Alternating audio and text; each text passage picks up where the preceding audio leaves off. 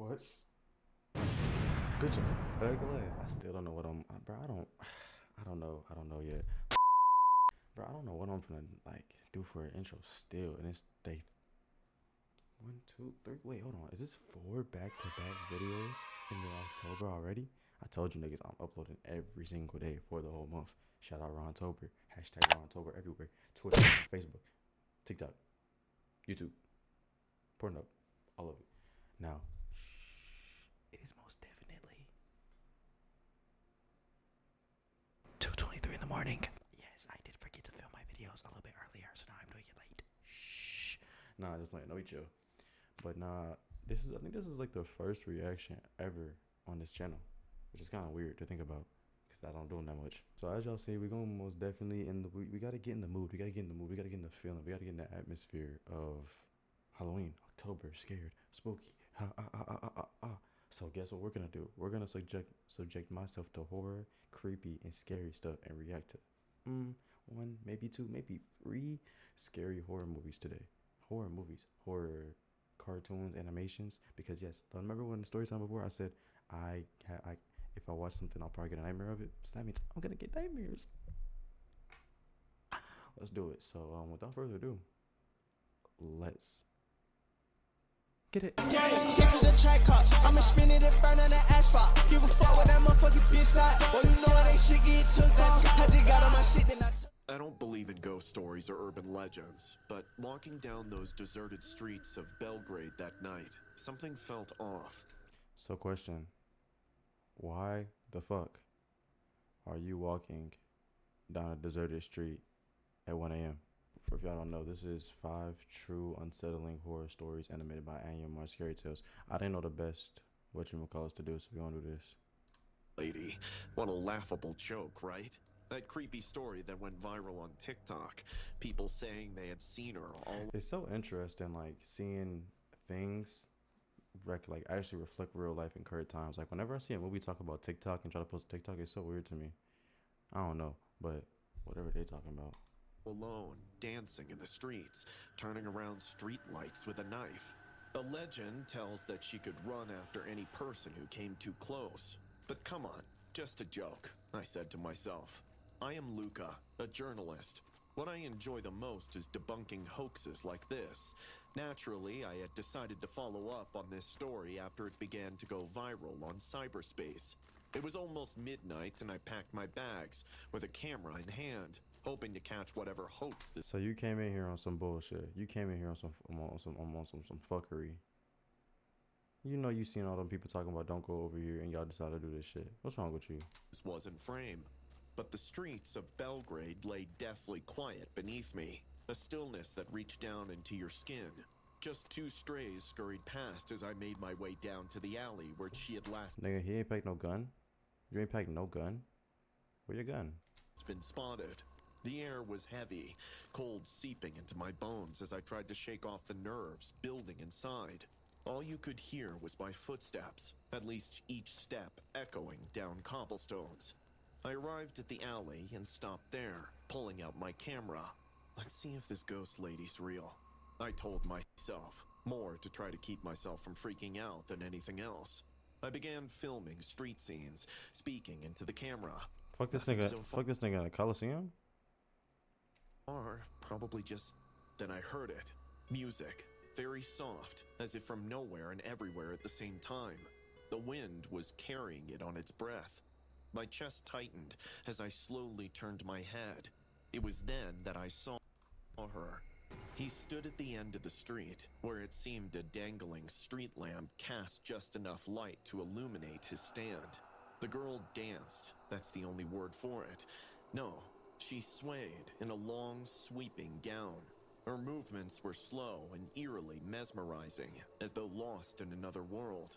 My breath caught in my throat. No, this cannot be real. It wasn't possible, but it was. She spun, arms weaving around her body beatifically, but something was wrong in the movement.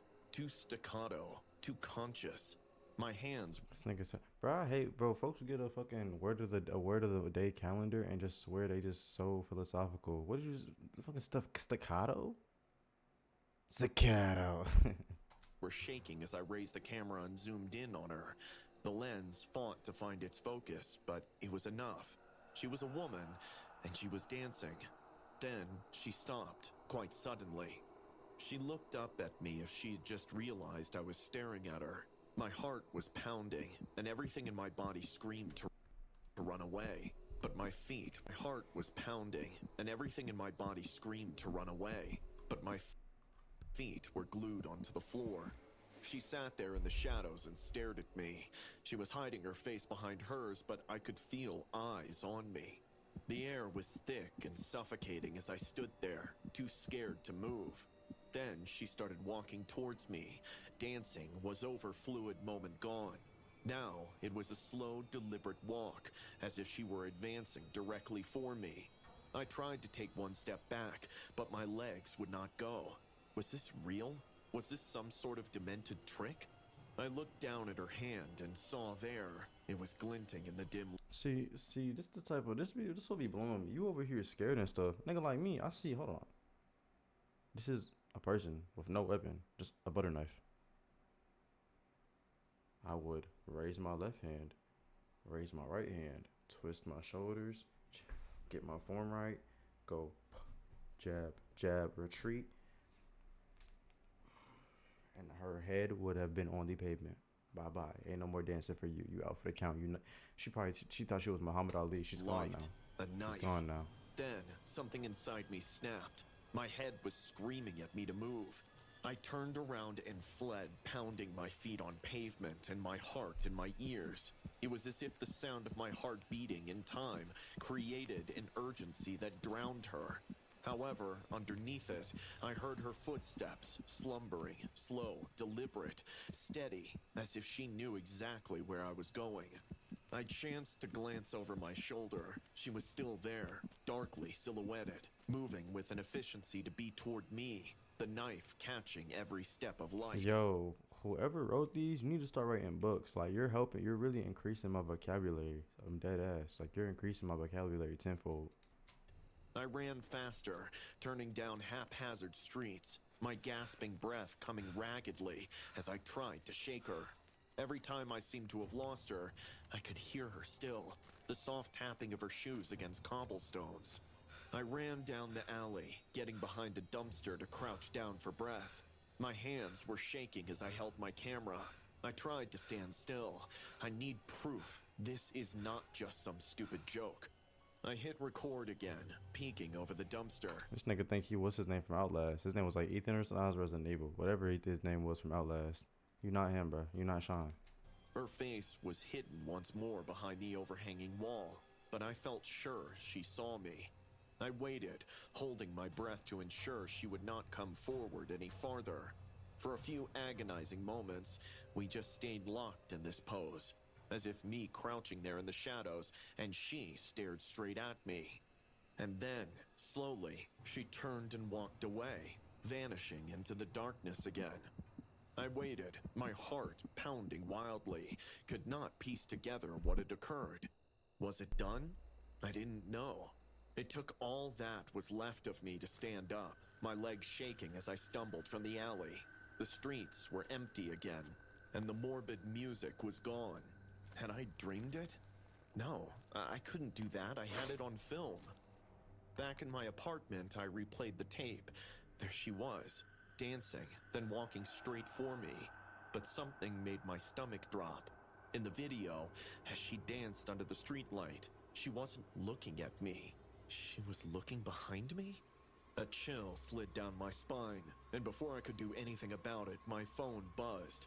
On my screen was a text from an unknown caller. You should have left her alone. A chill went through my neck. I was no longer alone. Not anymore. Man, hell nah. Hell nah. Hell nah. Hell nah. Not bad. Not bad. I want to rate that one.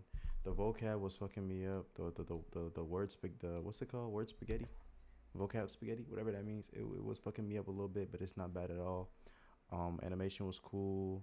The narration was pretty cool. The sound effects in the background, a little eerie. It was a cool vibe. I want to give that a smooth 7. It wasn't really scary, but it was intriguing and entertaining. So you can get a smooth 7. Not even a smooth 7, smooth 6. You get a smooth 6 out of 10. Not bad. I never thought my life would spiral into a nightmare that felt ripped from a thriller novel. My name is Marsha, and I'm a 24-year-old swimsuit model based in Miami, with sun-kissed skin and long, wavy brown. My name is Dexter Morgan. I'm a blood analyst expert that works in the Miami, Florida area. Brown hair. I've always loved the ocean and the freedom it brings. Modeling seemed like a natural path. My family, however, didn't share my enthusiasm, especially Liam, my older brother. Ever since I started modeling, he'd warned me about the sickos and creeps in the industry. My dad was equally overprotective. Our conversations often ended in tense silence. I brushed off his concerns as typical sibling worry, not realizing how he was actually right. One afternoon, as I lounged on my balcony overlooking the bustling streets below, my phone buzzed. A Snapchat notification from an account named Watcher7. Odd. I didn't recall What, Sierra 6 was taken? My fault. adding anyone by that name. The message read, "Hope you liked the gift I sent." Confused, I ignored it, assuming it was a misdirected message or some spam. Days went by and I forgot about the odd snap until a thick envelope appeared at my doorstep. Inside were printed photos, pictures of me from my private Snapchat stories. My heart raced. How did someone get those? Worst yet, it was Liam who received the envelope. Why this nigga look like... What's his name from the... What was the last Star Wars called? Palpatine... What was it? Palpatine Return? Somehow Palpatine... Is that Palpatine? Ew, this nigga look like an ant. Who drew this nigga? Yo, I ain't gonna lie. If this was my story, I would have sued. Because you're not gonna play with me like this. You're not gonna play with me like this. Look at this nigga, bruh. Envelope. This is exactly what I was warning you about. You need to quit this modeling nonsense and focus on something real. You think this is about modeling? Someone invaded my privacy. Our argument escalated. You're just a shitty brother. I get what you're saying, but like, it's her career. Like, her career is the reason she's being stalked? No. Liam stormed out, leaving me alone with a mix of fear and frustration. The snaps from Watcher7 continued. Photos of me on dates with guys I'd met online, candid shots from across restaurants, even grainy images of me through hotel windows. Each one sent chills down my spine. How was someone... It's so unfortunate that like this is like a reality for some people. Not saying like she's gonna end up getting like murked or something, but sometimes this happens. Like people really do, like girls do experience stuff like this in these situations just because how they're being attractive. Like niggas really be like taking it there with them in this way. Like it's so sad. This is the actual reality. It's so unfortunate. Following me so closely without me noticing. One night, as I returned to my apartment, I sensed something was off. The air felt heavy. I glanced Fuck she did. Just got done shooting up coke. Why her eyes so bloodshot? Fuck wrong with her? She ain't got no pupils. around. My favorite seashell necklace was on the coffee table, though I swore I'd left it in my bedroom. The window was slightly ajar, letting in a cool breeze that fluttered the curtains. Hello? Is anyone here? Silence.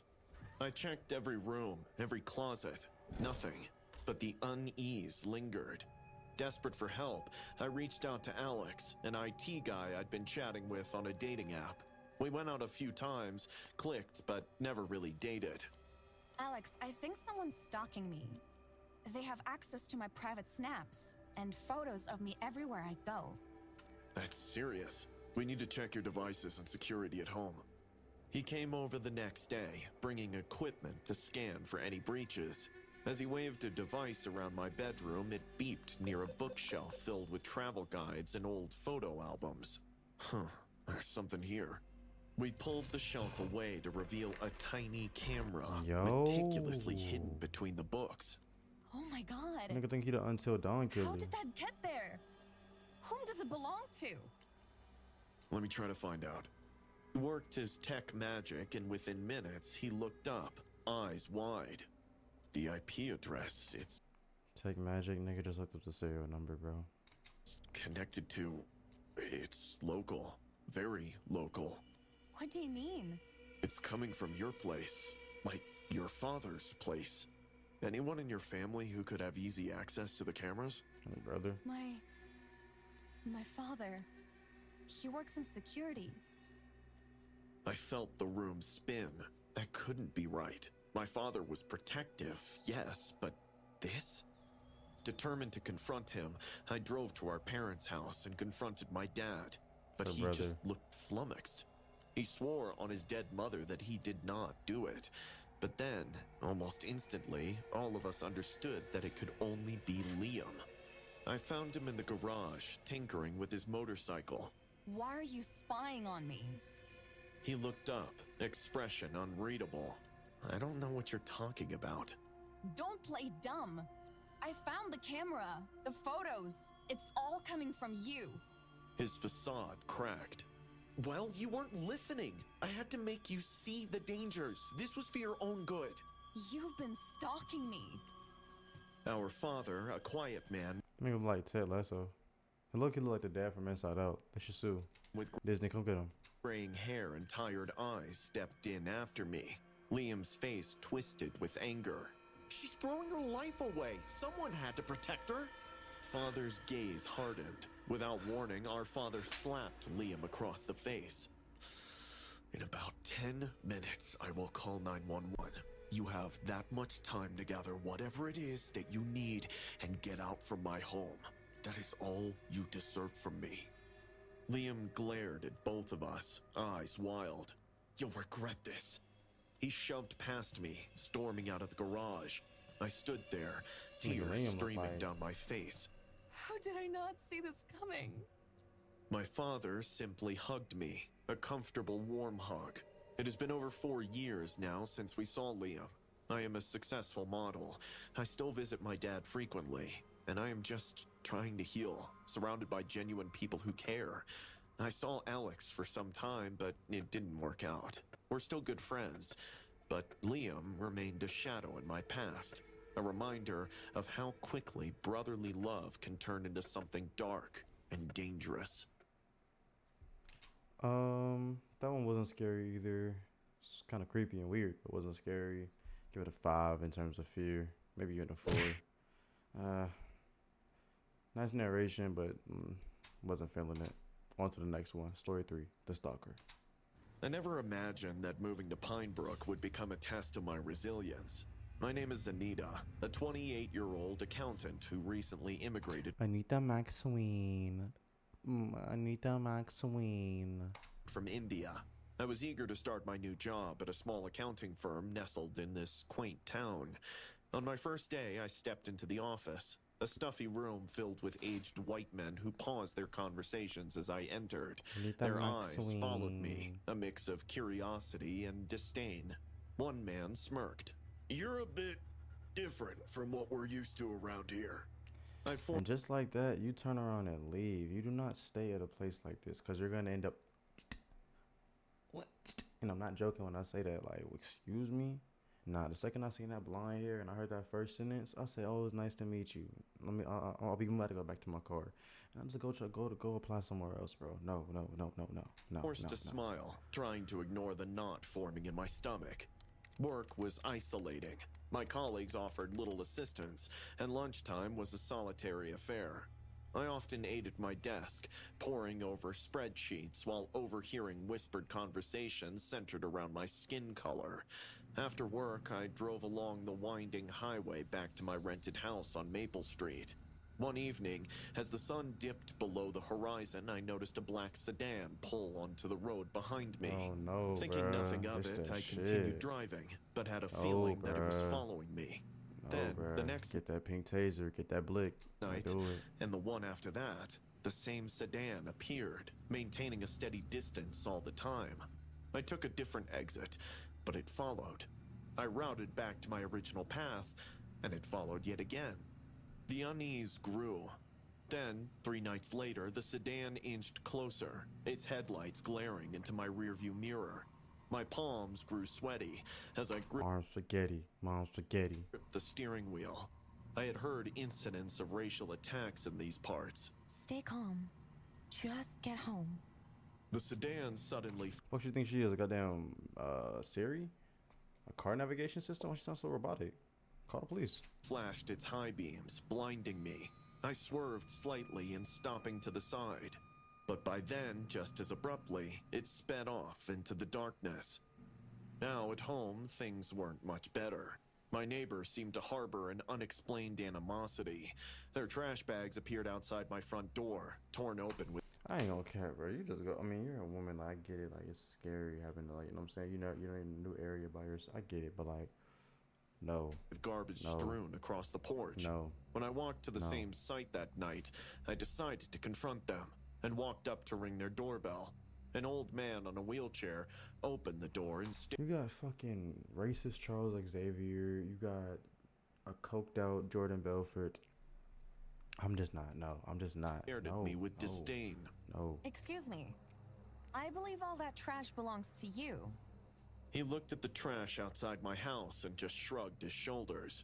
My wife throws the trash, so only she'll be able to tell you when she returns from the church. Maybe you should mind your own business. I'd appreciate if my property was respected from now on. Or else, I'll have to call the police. He sneered. Why don't you do that right now, honey, and see how far that gets you? He casually slapped my behind and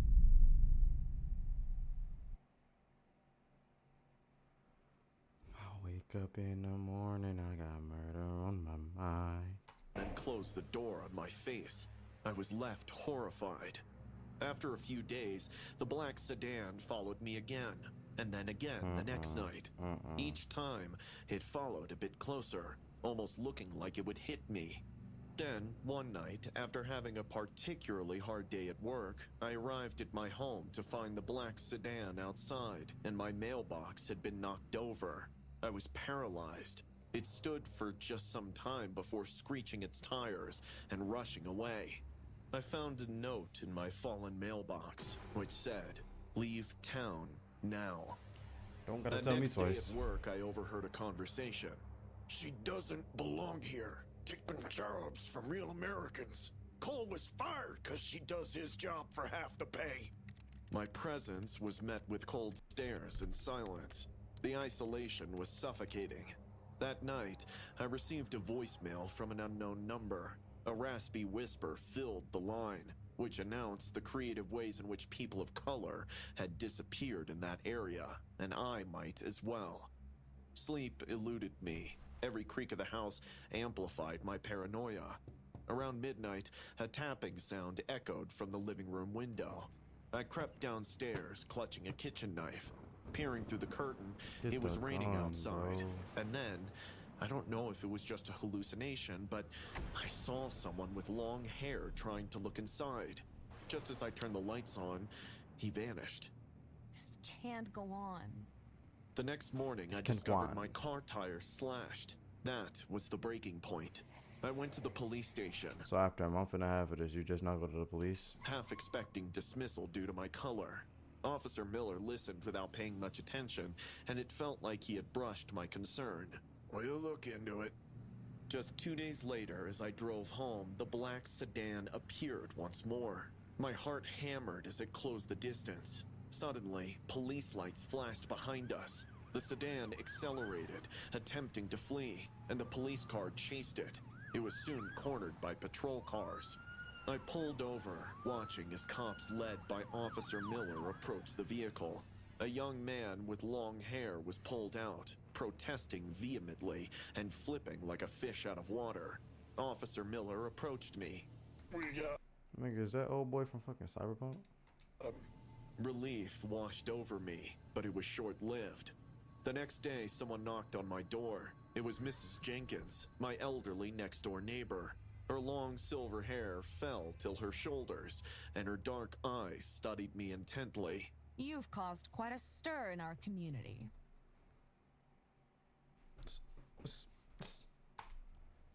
I'm sorry? My son lost his job at that accounting firm. Worked there for years. Then you showed up. Now he's out on the street. I'm sorry about your son, but I had nothing to do with that. Her lips curled into a sneer. You people come here, taking what's ours. I won't stand for it. Fuck you, A chill ran down my spine. Are you saying you're behind the harassment?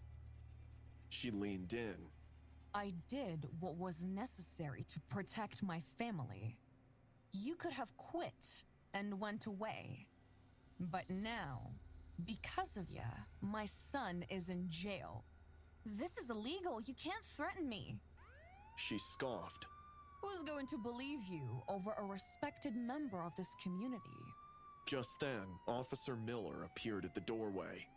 Actually, we will. Mrs. Jenkins' face paled. Your son told us what you've been up to, ma'am. You're under arrest for harassment and conspiracy. As they led her away, I stood there, shaking. The pieces fell into place. The stalking, the threats, all orchestrated by someone who appeared harmless. In the days that followed, the town was abuzz with gossip. Some looked at me with sympathy, others with resentment. At work, the atmosphere shifted slightly, but within some months, I applied for another job and left the town.